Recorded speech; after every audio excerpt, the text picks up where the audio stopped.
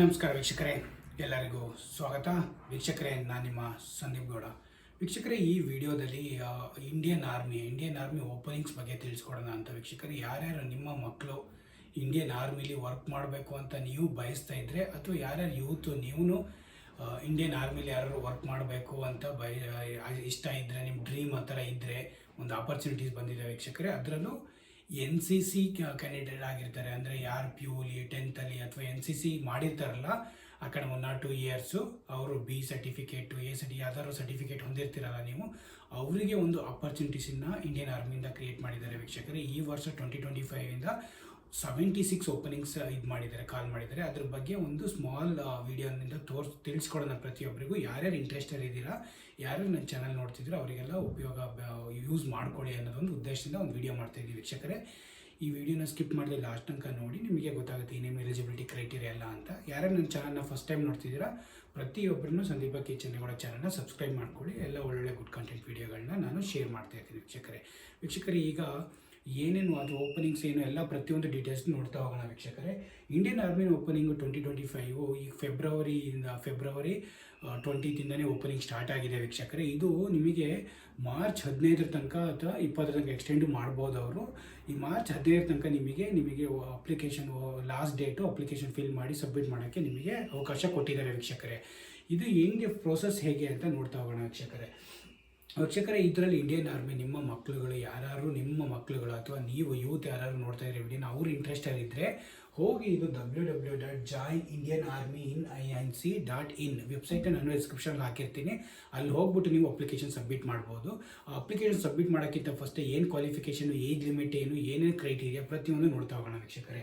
First ಎಷ್ಟು openings ಇದಾವೆ ನೋಡ್ತಾ ಹೋಗೋಣ ವೀಕ್ಷಕರೇ. ಈ ಓಪನಿಂಗ್ಸ್ ಬಂದ್ಬಿಟ್ಟು 76 ಓಪನಿಂಗ್ಸ್ ಇದಾವೆ ವೀಕ್ಷಕರೇ. ಇದರಲ್ಲಿ ಮೆನ್ನು ಮತ್ತು ವುಮೆನ್ ಎರಡು, ನಾನು ಮೆನ್ನಿಗೆ ಹೇಳ್ತಿಲ್ಲ, ಮೆನ್ನು ಮತ್ತು ವುಮೆನ್ ಇಬ್ಬರೂ ಅಕಾಡೆಮಿಕ್ ಇಯರಲ್ಲಿ ಯಾರು NCC ಮಾಡಿದ್ದೀರಾ ಅವರು ಎಲಿಜಿಬಲ್ ಇದ್ದಾರೆ ವೀಕ್ಷಕರೇ. ಯಾರೇ ನೀವು NCC ಅಂದರೆ ಅಪ್ಲಿಕೇಶನು ಆನ್ಲೈನಲ್ಲೇ, ನಾನು ಹೇಳಿದ್ದೀನಲ್ಲ, ಈ ವೆಬ್ಸೈಟಿಗೆ ಹೋಗಿದ್ರೆ ನೀವು ಅಲ್ಲೇ ಡಿಸ್ಪ್ಲೇ ಆಗ್ತಾಯಿದೆ.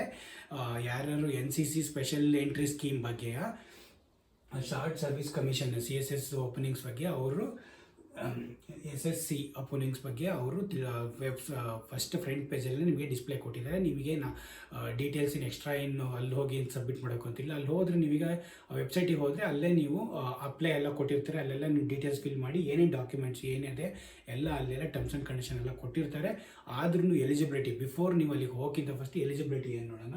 ಓಪನಿಂಗ್ಸು 76 ಇದ್ದಾವೆ ಮತ್ತು application online. Last date March 15 ತನಕ, ಇನ್ನೂ 20 days ಟೈಮ್ ಇದೆ ನಿಮಗೆ. ನೀವು ಅಪ್ಲಿಕೇಶನ್ನ ಫಿಲ್ ಮಾಡಿ ನೀವು ಸಬ್ಮಿಟ್ ಮಾಡ್ಬೋದು ವೀಕ್ಷಕರೇ. ಇದು ಒಂದೊಂದು ಎಲಿಜಿಬಿಲಿಟಿ ಮೇನ್ ಕ್ರೈಟೀರಿಯಾ ಅಂದರೆ NCC ಎಂಟ್ರಿ. ಇದು NCC ಪೀಪಲ್ಗೆ ಮಾತ್ರ ಎಂಟ್ರಿ ಆಗಿರೋದ್ರಿಂದ ಮೇಕ್ ಶೋರ್ ದಟ್ ನೀವು 1 or 2 ಇಯರ್ ಅಕಾಡೆಮಿಕ್ ಇಯರಲ್ಲಿ NCCನ ಮಾಡಿರಬೇಕು ವೀಕ್ಷಕರೇ. NCCನ ಮಾಡಿಬಿಟ್ಟು ನಿಮಗೆ make sure that you have a B grade ಅಥವಾ C certificate. C grade certificate ನೀವು ಯಾರ್ಯಾರು NCC ಮಾಡಿದರೆ ಮೇಕ್ ಶೋರ್ ದಟ್ B ಮತ್ತು C ಸರ್ಟಿಫಿಕೇಟ್ ಇಲ್ಲದೆ ಇದ್ದರೆ ನಿಮಗೆ ಅಪ್ಲೈ ಮಾಡೋಕ್ಕಾಗಲ್ಲ ವೀಕ್ಷಕರೇ.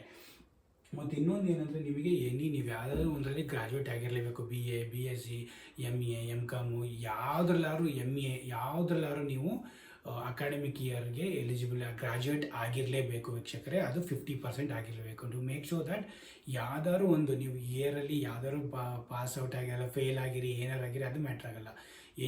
ಗ್ರ್ಯಾಜುಯೇಟಲ್ಲಿ ನೀವು ಅಟ್ಲೀಸ್ಟ್ ಪಾಸ್ ಆಗಿದ್ದೀರಾ, ಅಲ್ಲಿ 50% ಗ್ರ್ಯಾಜುಯೇಟಲ್ಲಿ ತೊಗೊಂಡಿದ್ದೀರಾ, ಅದು ಮ್ಯಾಟ್ರ್ ಆಗುತ್ತೆ ವೀಕ್ಷಕರೇ. ಅದನ್ನು ನೋಡ್ಕೊಳ್ಳಿ ನೀವು. ಯಾರು BA ಎಲ್ಲ ಎನಿ ಗ್ರ್ಯಾಜುಯೇಟು ಸ್ಪೆಸಿಫಿಕ್ ಅಂತಿಲ್ಲ, ಎನಿ ಗ್ರ್ಯಾಜುಯೇಟು ನಿಮಗೆ 50% ಮಾರ್ಕ್ಸ್ ಇದ್ದರೆ ಸಾಕು, ನೀವು ಎಲಿಜಿಬಲ್ ಇರ್ತೀರಾ.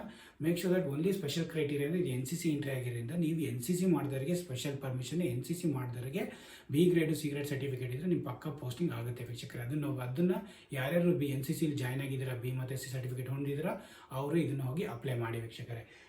ಇದು ಬಂದ್ಬಿಟ್ಟು ಏಜ್ ಲಿಮಿಟ್ ಬಂದ್ಬಿಟ್ಟು ನೋಡ್ಕೊಳ್ಳಿ. ಯೂತಿಗೆ ಮಾತ್ರ ಅಂತ ನಾನು ಹೇಳಿರೋದ್ರಿಂದ ನಿಮ್ಮ ಮಕ್ಕಳುಗಳು ಅದಕ್ಕೆ ಜಾಯ್ನ್ ಆಗ್ಬೋದು ಅಂತ ನೋಡೋಕ್ಕಿಂತ 19 ವರ್ಷದಿಂದ 25 ವರ್ಷದ ತನಕ ಅನ್ಮ್ಯಾರಿಡ್ ಆಗಿರಬೇಕು. ಮೇಕ್ ಶೋರ್ ದಟ್ ನೀವು 25-24 ವರ್ಷಕ್ಕೆ ಮದುವಾಗಿದ್ದರೆ ಎಲಿಜಿಬಲ್ ಇರಲ್ಲ ವೀಕ್ಷಕರೇ.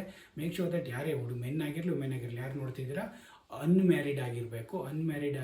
ಏಜ್ ಬಿಟ್ವೀನ್ 19 to 25 ಆಗಿದ್ದರೆ ಮಾತ್ರ ನೀವು ಎಲಿಜಿಬಲ್ ಇರ್ತೀರಾ. ಮತ್ತು NCC ಸರ್ಟಿಫಿಕೇಟ್ನ ಹೋಲ್ಡ್ ಮಾಡಿರಬೇಕು ವೀಕ್ಷಕರೇ. ಮೆನ್ನು ಮತ್ತು ವುಮೆನ್ಗೆ ಅನ್ಮ್ಯಾರಿಡು ಮತ್ತು ಟು ಅಕಾಡೆಮಿಕ್ ಇಯರಲ್ಲಿ ಯಾವ್ದಾದ್ರು ಬಿ ಸರ್ಟಿಫಿಕೇಟ್ ಸಿ ಸರ್ಟಿಫಿಕೇಟ್ನ ನೀವು ಹೊಂದಿರಲೇಬೇಕು ವೀಕ್ಷಕರೇ. ಇದು NCC ಸ್ಪೆಷಲ್ ಎಂಟ್ರಿ ಆಗಿರೋದ್ರಿಂದ ಯಾರು ನಿಮ್ಮ ಮಕ್ಕಳುಗಳು ಅಥವಾ ನೀವು ಯಾರು ಇಷ್ಟಪಡ್ತಾ ಇದ್ದರೆ ಜಾಯ್ನ್ ಆಗಬೇಕು ಇಂಡಿಯನ್ ಆರ್ಮಿ ಅಂದರೆ ಇದು ಸ್ಪೆಷಲ್ ಇದು ಎಂಟ್ರಿ ಇರೋದ್ರಿಂದ ನಿಮ್ಮದು ಪಕ್ಕಾ ನಿಮ್ಮದು ಜಾಬು ಆಗೇ ಆಗುತ್ತೆ ವೀಕ್ಷಕರೇ. ಏನಕ್ಕೆ NCC ಸರ್ಟಿಫಿಕೇಟ್ ನೀವು ಏನಾದ್ರು ಹೊಂದ್ಕೊಂಡಿದ್ರೆ ನಿಮಗೊಂದು ಬೆಟರ್ ಆಪರ್ಚುನಿಟಿ ಇಂಡಿಯನ್ ಆರ್ಮಿಲಿ ವರ್ಕ್ ಮಾಡ್ತೀನಿ, ಅದೊಂಥರ ಪ್ರೈಡ್ ಮೂಮೆಂಟು, ತುಂಬಾ ಬೆಸ್ಟ್ ಆಪರ್ಚುನಿಟೀಸು. ಅದೆಲ್ಲ ಸ್ಯಾಲ್ರಿ ಎಲ್ಲ ಕೊಟ್ಟಿಲ್ಲ, ಬಟ್ ಸ್ಯಾಲ್ರಿ ಎಲ್ಲ ಬೆಸ್ಟೇ ಇರುತ್ತೆ.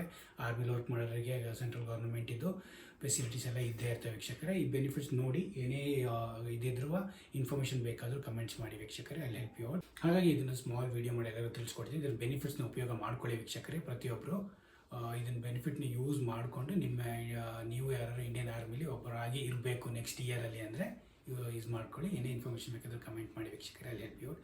Thank you so much for watching. Please take care. Thank you.